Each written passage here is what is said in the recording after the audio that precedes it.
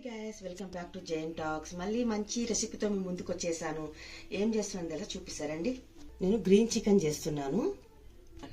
Half KG chicken తీసుకున్నాను. Green chicken కాబట్టి green chicken కావాల్సిన ఐటమ్స్ పచ్చిమిర్చి 15 తీసుకున్నాను. ఒక 15 కాయలు తీసుకున్నాను. కొంచెం తీసుకున్నాను. కొత్తిమీర ఒక గుప్పటి తీసుకున్నాను. పుదీనా కొంచెం తీసుకున్నాను. ఒక గుప్పటి తీసుకున్నాను. ఒక 15 ఎల్లిపాయలు తీసుకున్నాను. తర్వాత నేను కాజు తీసుకున్నాను. ఒక 15 కాజు ముక్కలు తీసుకున్నాను. తర్వాత అమూల్ బటర్ తీసుకున్నాను. తర్వాత కొంచెం మిరియాలు, దాల్చిన చెక్క, ఒక 4 లవంగాలు, కొద్దిగా సాజీర తీసుకున్నాను. కొంచెం అంతా అల్లం తీసుకున్నాను. ఇంకా ఉప్పు మనకు రుచిగా కొంచెం తక్కువనే వేయాలి, ఎందుకంటే ఇంట్లో ఉంటుంది కాబట్టి బటర్లో మనం తక్కువ తీసుకోవాలి. ఒక సగం చెంచా ధనియాల పొడి తీసుకున్నాను. కొంచెం పసుపు తీసుకున్నాను, ఒక సగం స్పూను. తర్వాత ఆయిల్ తీసుకున్నాను కొద్దిగా, ఒక 4 స్పూన్స్ ఉంటుంది పెద్ద చెంచాతోని. చికెన్కి గ్రీన్ చికెన్ కావాల్సిన ఐటమ్స్ అనమాట. ఇప్పుడు మనం ఏం చేయాలంటే నేను ఫస్ట్ మిక్సీలో ఇవన్నీ వేసేసి మిక్సీ పట్టుకుంటాను సన్నగా. మిర్చి, పుదీనా, కొత్తిమీర ఇవన్నీ మనం వేసేసుకోవాలి. చికెన్ ఫ్రై చేసుకున్నాం. అప్పటిదాకా మంచిగా కలుపుకోవాలి. ఇది కొద్దిగా ఫ్రై అయింది కదా, నేను అల్లం కూడా పేస్ట్ వేసేస్తున్నాను. హాఫ్ చెంచా కూడా వేసేస్తున్నాను. పసుపు వేసాను కదా, ధనియాల పొడి కూడా వేసేస్తున్నాను. తర్వాత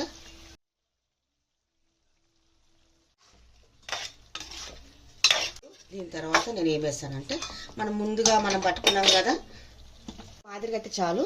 పేస్ట్ కూడా వేసేయాలి. చూసారా ఇలా అయ్యిందో కర్రీ.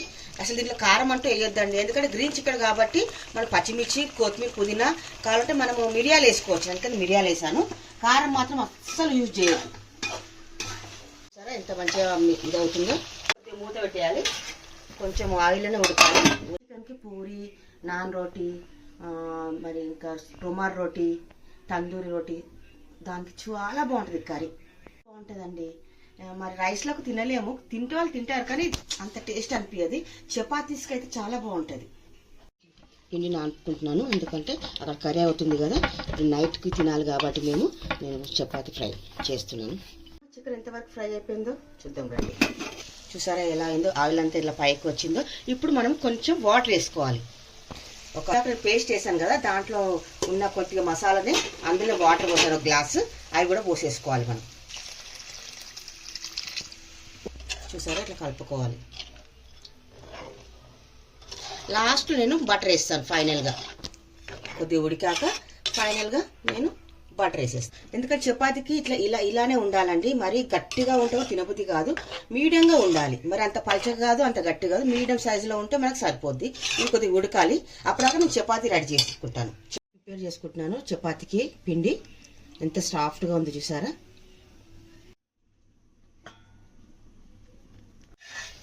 ఇలా వేసుకోవాలి. చూద్దామా చికెన్ ఎంతవరకు రెడీ అయిందో చూపించండి.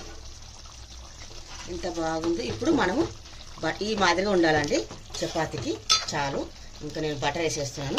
రెడీ అయిపోయింది. బటర్ వేసేస్తున్నాను. ఇలా కలుపుకొని బంద్ చేసేస్తాను. చికెన్ రెడీ కదా. ఫైనల్గా అయితే నా గ్రీన్ చికెన్ రెడీ అయిపోయింది. అక్కడ చపాతీ కూడా రెడీ అయిపోయింది. చికెన్తో పాటు రోటీతో పాటు తింటే ఎంత బాగుంటుందండి. మీరు కూడా ఇంట్లో ట్రై చేసి చూడండి ఒకసారి. నా రెసిపీ మీకు నచ్చినట్లయితే లైక్ చేయండి, షేర్ చేయండి.